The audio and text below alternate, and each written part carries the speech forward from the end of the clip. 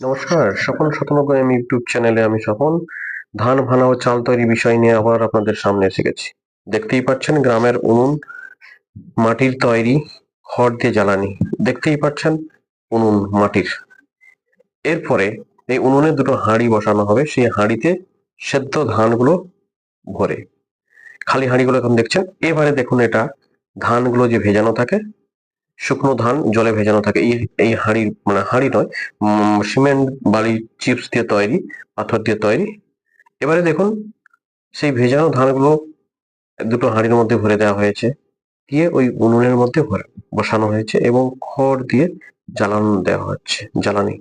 সেই জ্বালানি দিয়ে সুন্দরভাবে দেখুন সোনালি শিখায় জ্বলছে, আর দুদিকে হাঁড়ি দুটো মধ্যে যে ভর্তি করা আছে ধান, সেটা সুন্দর সিদ্ধ হয়ে যাচ্ছে, উপরে দেখছেন ধোঁয়া উঠছে।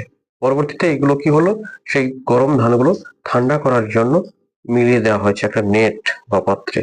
দেখতেই পাচ্ছেন ধানগুলো, এই সিদ্ধ ধানটা ঠান্ডা করার জন্য একটা নেটে মেলানো আছে। এর কিছুক্ষণ পরে এই গরম যে ধানগুলো ঠান্ডা হয়েছে, দেখতেই পাবেন কিছুক্ষণের পরে এই ঠান্ডা করে ধানটা নিয়ে আসা হয়েছে।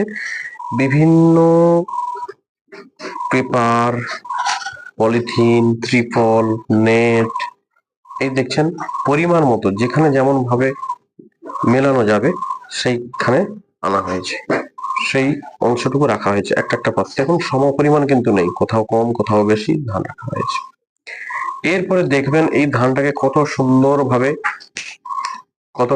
ভাবে মেলানো হবে। দেখতেই পাচ্ছেন একটা কাঠের তৈরি কত সুন্দর জিনিস, সেটা দিয়ে কত সুন্দর ভাবে মেলানো হচ্ছে ধানটা। সেই সেই যে ধানগুলো, ঠান্ডা ধানগুলো মেলানো হচ্ছে শুকনো করার জন্য পরবর্তীতে। কারণ এই ধান শুকনো হয়ে গেলে আবার ধান থেকে যে চাল তৈরি বলছি সেটা আবার প্রসেসটা দেখতে পারো। দেখতেই পাচ্ছেন স্বপন শতনব্বই ইউটিউব চ্যানেলে আমি স্বপন। দেখতেই পাচ্ছেন ধান ভানা ও ধান থেকে চাল তৈরি। এই যেটা বলছিলাম আপনাদেরকে, কাঠের সেই যন্ত্রটি দিয়ে কি সুন্দর করে ধানটা সুন্দর করে মেলানো হয়েছে শুকনো করার জন্য।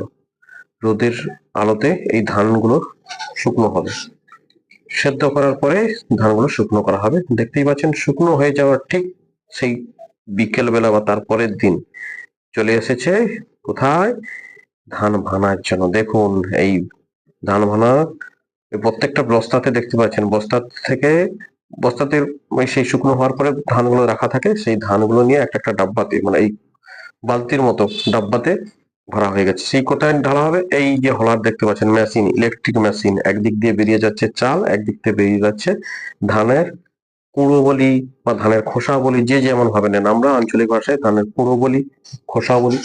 দেখতেই পাচ্ছেন সকল শতনৌকা ইউটিউব চ্যানেলের মাধ্যমে সেই হলারে ধান ঢালা হবে, ভর্তি হয়ে যাবে হলারে। ওই ওখানে ধান ঢাললেই একদিকেই দেখতেই পাচ্ছেন কুড়ো বা ধানের খোসা, চাল। দেখুন চালটা কত সুন্দর ধবধবে সাদা হয়ে গেছে, দেখতেই পাচ্ছেন উফ কত সুন্দর পালিশ হয়ে গেছে, চকচকে করছে চালগুলো, তাই না?